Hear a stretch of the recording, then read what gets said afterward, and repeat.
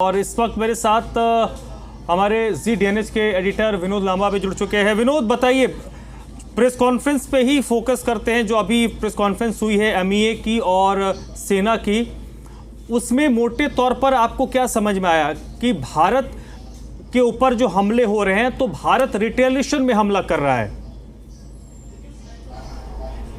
देखिए, उस लैंग्वेज पर तो जाएंगे निश्चित तौर पर, लेकिन महत्वपूर्ण जानकारी और सीधी जानकारी जो ऑफिशियल होती है, तमाम जानकारियां सोर्सेज के हवाले से भी आती हैं। लेकिन जब MEA की प्रेस कॉन्फ्रेंस हो चुकी है तो मुझे लगता है दर्शकों को ये विस्तार से समझाना चाहिए कि भारत पर कहां कहां जो हमला करने की कोशिश की गई, कहां कहां झूठे दावे किए गए, वो भी हमें दर्शकों को समझाना चाहिए। और भारत ने पाकिस्तान का कहां कहां मुंह तोड़ जवाब दिया, ये महत्वपूर्ण जानकारी है। और इसमें रफीकी, मुरीद, चकलाला, रहमियार खान, सुकूर और चुनिया पर हवाई सटीक हमले भारत ने किए हैं पाकिस्तान पर। ये सब जो डिफेंस एस्टेब्लिशमेंट थी, यहाँ भारी नुकसान पहुंचाया है भारत ने पाकिस्तान को। मैं नाम फिर एक बार रिपीट कर देता हूं, रफीकी, मुरीद, चकलाला, रहमियार खान, सुकूर, चुनिया पर हवाई और सटीक हथियारों का लड़ाकू विमानों से हमला करते हुए भारत ने मुंहतोड़ जवाब दिया। ये सब डिफेंस एस्टेब्लिशमेंट थी पाकिस्तान की, जहां नुकसान पहुंचाया है भारत ने जवाब देते हुए। और भारत पर जो जिस तरह के हमलों की कोशिश हुई, चाहे वो ड्रोन के जरिए हो या हवाई हमले के, श्रीनगर से लेकर नलिया तक 26 से ज्यादा जगहों पर हमलों की कोशिश की गई। उधमपुर, पठानकोट, आदमपुर, भुज, बठिंडा स्टेशन और मिसाइल से पंजाब एयरबेस पर भी हमला करने की कोशिश की गई। श्रीनगर, अवंतीपुर, आदमपुर वायुसेना अड्डे और स्कूल परिसर को भी निशाना बनाया गया है। तो ये दो इंफॉर्मेशन बड़ी महत्वपूर्ण है कि पाकिस्तान की तरफ से जो नाकाम कोशिश हुई, कहां-कहां जो डिफेंस सिस्टम है भारत का वो काम आया, वो जानकारी हमने दर्शकों के सामने रखी। और भारत ने कहां-कहां पाकिस्तान को सक्सेसफुली, मैं फिर कह रहा हूं कि सक्सेसफुली इसमें नुकसान पहुंचाया है, ये MEA ने विस्तार से जानकारी इस प्रेस कॉन्फ्रेंस के जरिए दी है। रफीकी, मुरीद, चकलाला, रहमियार खान, सुकूर, चुनिया पर हवाई और सटीक हमले भारत ने जवाब में किए। इस पूरी प्रेस कॉन्फ्रेंस की लैंग्वेज को अगर समझने की आप कोशिश करें तो साफ तौर पर कहा कि पाकिस्तान प्रोवोक कर रहा है और जानबूझकर इस तरह की हरकतों को कर रहा है, और उसका सदे हुए अंदाज में एक रिस्पॉन्सिबल देश होने के नाते भारत जितना जवाब देना है डिफेंस में वो भी कर रहा है, और जितना मुंहतोड़ जवाब देते हुए जो पाकिस्तान का नुकसान करना है वो भी कर रहा है। कई दावे किए गए पाकिस्तान की तरफ से, जो फॉल्स क्लेम है वो भी तमाम दर्शकों तक ZDNH के माध्यम से जाने चाहिए। सिरसा एयरबेस को साफ तौर पर यह दावा किया गया पाकिस्तान के साइड से, पाकिस्तानी मीडिया या पाकिस्तानी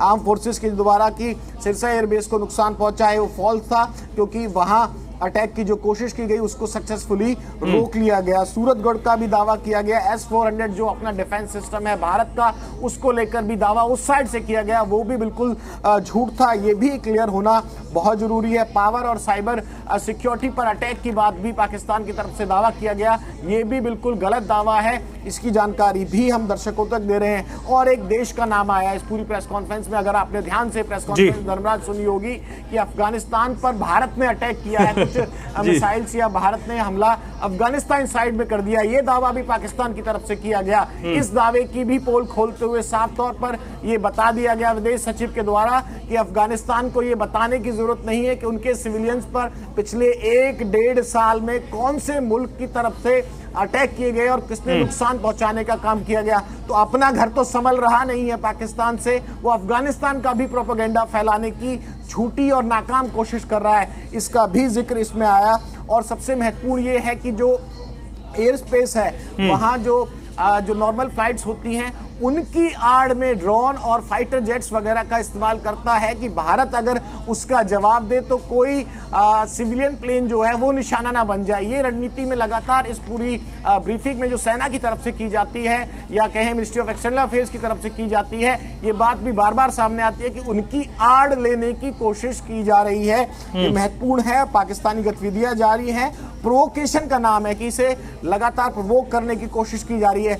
2 जगह सबसे ज्यादा जो हमले हैं उसके पीछे का कम्युनल राइट देने का भी जो एक तरह से एंगल, प्रोपेगेंडा नाकाम कोशिश कर रहा है पाकिस्तान, उसका भी भांडाफोड़ करना बेहद जरूरी है। कि श्रीनगर की बात कर लीजिए आप, या इसके अलावा पंजाब की बात कर लीजिए, जिस कोशिश में है वो एकजुट भारत को अभी समझा नहीं है और ये भी मुंह की खानी पड़ रही है।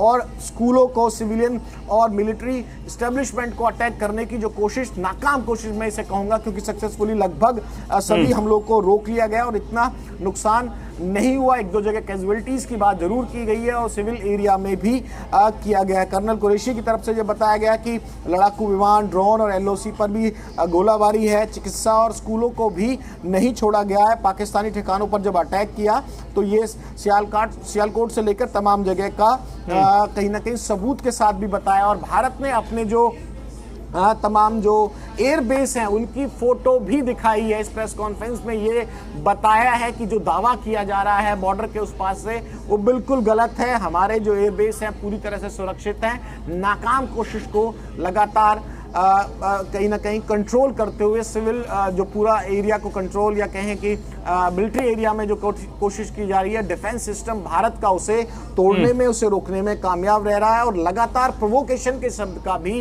धर्मराज यहाँ इस्तेमाल किया जा रहा है। तो ये जो सबसे बड़ी बात इसमें नजर आती है कि भारत की तरफ से जो प्रेस कॉन्फ्रेंस हो रही है और जो जानकारी साझा की जा रही है, सिर्फ इंडिया के लिए नहीं, ये पूरे वर्ल्ड के लिए एक बात का लगातार किया जाता है कि इन तमाम प्रोवोकेशंस के बावजूद भी हम यानी कि भारत जो कर रहा है, भारत जो मिलिट्री एस्टेब्लिशमेंट है, जो पाकिस्तान की फोर्स के एस्टेब्लिशमेंट है, ये कोशिश कर रहा है कि सिर्फ वहीं माकूल और मुंहतोड़ ऐसा जवाब दिया जाए, जबकि पाकिस्तान की तरफ से सिविल एरियाज का भी कहीं ना कहीं वायलेशन करने की कोशिश की जा रही है। धर्मराज, विनोद, इसमें एक पहलू पक्ष ये भी है, क्योंकि सवाल तो नहीं लिए गए लेकिन उन्होंने स्पष्ट बताया कि जो पिछले 24 घंटे में घटनाएं घटित हुई हैं, पाकिस्तान कितना लो जा सकता है उससे हम कुछ भी बेहतर एक्सपेक्ट नहीं कर सकते, जिसका जिक्र इस प्रेस कॉन्फ्रेंस में आया कि स्कूल और अस्पताल को भी वो टारगेट कर रहा है।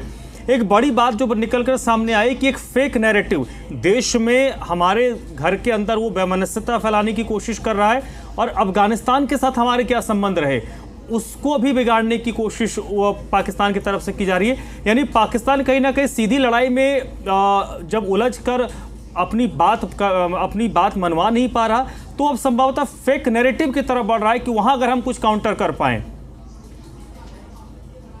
बिल्कुल ठीक कहा धर्म आपने। ये लड़ाई हथियार, गोला बारूद के साथ कम लड़ रहा है पाकिस्तान।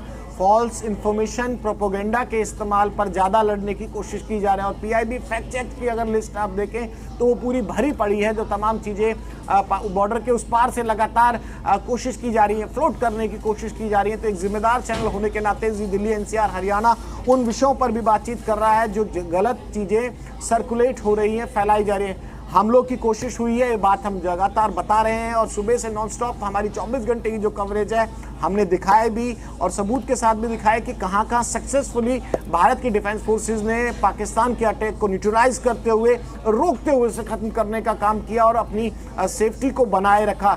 S-400 का जब जिक्र करता है कि उसको भी हमने निस्तेनाबूद कर दिया तो वहां एक और झूठ बोलने की कोशिश करता है। और आपने जिस सवाल का जिक्र किया, जम्मू कश्मीर और पंजाब के अटैक को उस एंगल से जोड़ के, उस स्ट्रेटेजी और उस घटिया मानसिकता के साथ जोड़कर भी कहीं ना कहीं देखना चाहिए, जिसको लेकर लगातार एमई की प्रेस कॉन्फ्रेंस में विदेश सचिव के द्वारा लगातार एक्सपोज करने का काम किया जा रहा है। तो ये बात सर्कुलेट भी होनी चाहिए और समझ में आनी चाहिए कि गोला बारूद की लड़ाई में तो दम है नहीं उतना पाकिस्तान में, जितना एजेंडा और जो गलत जानकारियां फैलाने की। दो राज्यों का जिक्र यहाँ आ गया, एक देश का जिक्र आ गया 10-15 मिनट की ब्रीफिंग में ही, तो ये समझ सकते हैं कि पाकिस्तान किस तरह से दूसरी लड़ाई लड़ने की कोशिश कर रहा है। सिर्फ हवा में लड़ाई लड़ने की कोशिश कर रहा है और हवाबाजी के दम पर लड़ाई लड़ने की कोशिश कर रहा है। बहुत बहुत शुक्रिया विनोद आपका इस पूरी जानकारी के लिए, इस पूरी बातचीत के लिए आपका।